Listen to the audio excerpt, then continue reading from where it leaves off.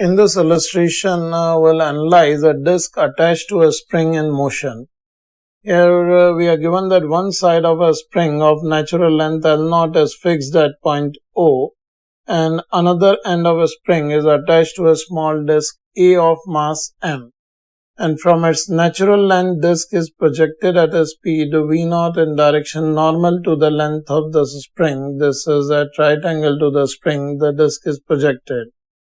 We are required to find the force constant of a spring if maximum elongation of a spring in motion of disk is x. Here we can analyze this motion of disk, and we can consider if this is the point O, with respect to which the disk is projected in normal direction here with the velocity v0. Then certainly this would be moving in a way that the spring will get elongated, and maximum elongation would be at a position where again the velocity of disk will be perpendicular to the initial motion, and say its velocity is v1 at this instant, and initial length was L0, and here say it is L0 plus x. So we can write at the point of maximum elongation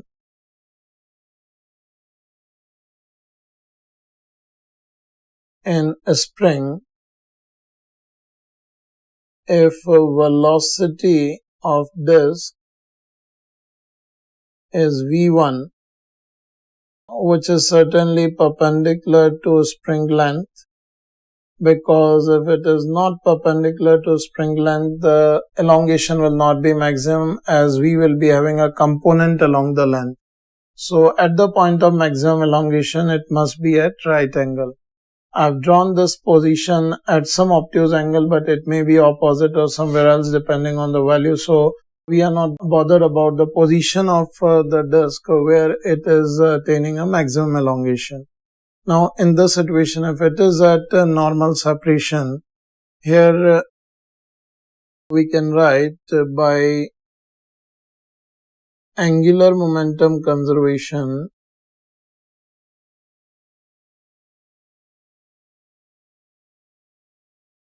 as no torque is acting on this disk about point O. So we can write by angular momentum conservation about point O, we use initial angular momentum of the disk was mv0 L0, and final angular momentum we can write as mv1 L0 plus x. Now in this situation we can also conserve energy. We can write by conservation of energy. Here we have initial energy was half mv0 square, and the final energy at this point is half mv1 square plus half k x square, where x is the maximum elongation. And from these equations we can get the value of x, as here we can substitute the value of v1 over here. So this gives half mv0 square is equals to half m, the value of v1 we can write as v0 L0 by L0 plus x whole square, and this plus half k x square. Here we are required to find the force constant of a spring, as maximum elongation is already given to us.